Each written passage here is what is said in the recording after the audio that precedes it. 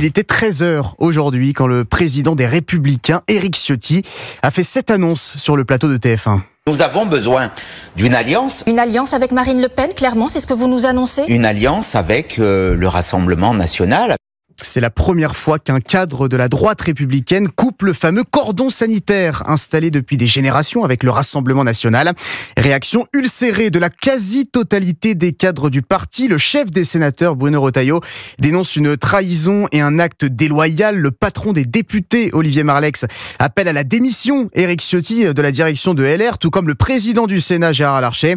Prise de position également de l'un des potentiels candidats à l'Élysée en 2027, dont la parole est rare.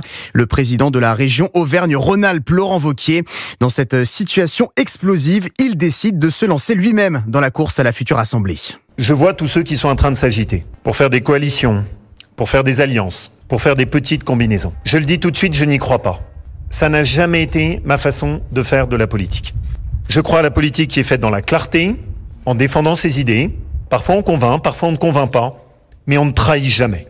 Et je suis convaincu qu'on aura besoin, demain, de cette parole indépendante. C'est pour cette indépendance que je me suis toujours battu au cours des dernières années. Et je suis convaincu que dans ce qui est devant nous, avec l'Assemblée nationale, avec le chaos potentiel qui se présage, il y aura besoin aussi d'un pôle de stabilité. Dans la folie qui est en train de s'emparer de la politique française, je crois plus que jamais à la nécessité de retrouver une parole de bon sens, une parole de solidité et une parole de stabilité.